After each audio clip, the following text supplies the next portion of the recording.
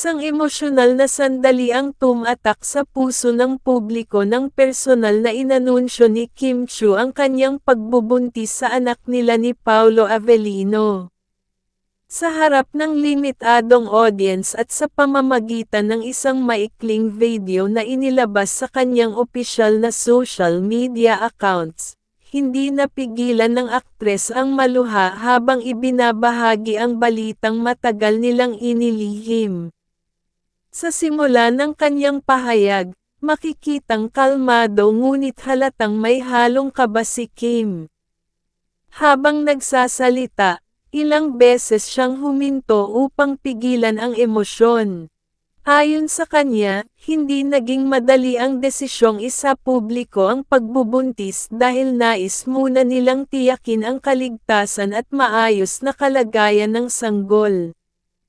Handa na kaming ibahagi ang pinakamalaking blessing sa buhay namin, ani Kim, sabay hawak sa kanyang tiyan na ngayon ay bahagyang kapansin-pansin na. Ibinahagi rin ng aktres na ang mga unang buwan ay puno ng pag-iingat at tahimik na pagdarasal.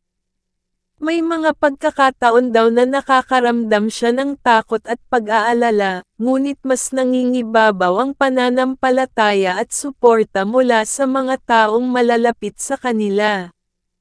Hindi rin niya nakalimutang pasalamatan ang mga tagahanga na patuloy na nagbigay ng pagmamahal kahit hindi nila alam ang totoong pinagdadaanan niya. Sa naturang anunsyo, kasama ni Kim si Paolo na tahimik na nakaupo sa kanyang tabi. Hindi man ito nagsalita ng mahaba, makikita ang emosyon sa kanyang mga mata habang pinakikinggan ang bawat salitang binibigkas ng aktres. Sa huli, maikli ngunit makahulugan ang kanyang sinabi, "Excited na akong maging ama." Ang simpleng pahayag na ito ay agad na umani ng papuri at suporta mula sa netizens.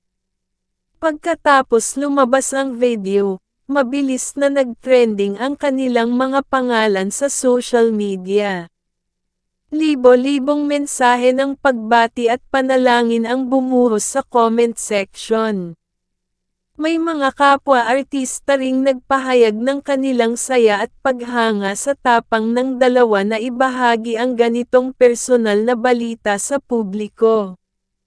Ayon sa kampo ng aktres, ang emosyonal na anunsyo ay bunga ng matagal na pag-uusap at paghahanda. Hindi nila nais na maging sentro ng tsismis ang kanilang sitwasyon kaya minabuti nilang magsalita sa tamang panahon.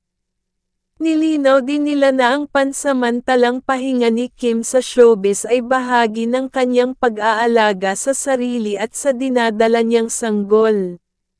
Sa gitna ng kanyang pagluha at pagngiti, malinaw ang mensaheng nais iparating ni Kim, ang pagbubuntis ay isang biyayang hindi niya kailanman itatago sa takdang panahon.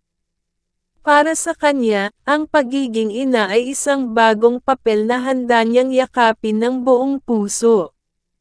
Ang anunsyong ito ay hindi lamang simpleng showbiz update kundi isang makabuluhang sandali sa buhay ng dalawang personalidad na minahal ng publiko. Sa harap ng kamera at ng milyon-milyong taga-suporta, pinili ni Kim at Paolo ang katapatan at emosyon upang ibahagi ang bagong kabanata ng kanilang buhay, ang pagdating ng anak na magsisilbing pinakamahalagang regalo sa kanilang pag-iibigan. Matapos ang emosyonal na anunsyo, mas lalong naging bukas si Kim Chiu sa pagbabahagi ng ilang detalye tungkol sa kanyang pregnancy journey. Sa isang kasunod na live session, inamin niyang hindi niya inakalang magiging ganoon kalalim ang emosyon na mararamdaman niya sa harap ng publiko. Ayon sa kanya, matagal niyang pinangarap ang sandaling iyon ngunit nangyari ito na may halong kaba at labis na saya. Ibinahagi rin niya na sa mga unang linggo ng pagbubuntis ay kinailangan niyang maging mas maingat sa trabaho. May mga araw na nakararanas siya ng matinding pagod at pagkahilo, ngunit pinili niyang harapin ito ng tahimik habang inaayos ang kanyang schedule. Worth it lahat, ani Kim. Habang pinupunasan ang luha at ngumingiti. Para sa kanya, ang bawat sakripisyo ay maliit kumpara sa biyayang kanyang dinadala. Sa tabi niya, makikitang suportado siya ni Paolo Avellino.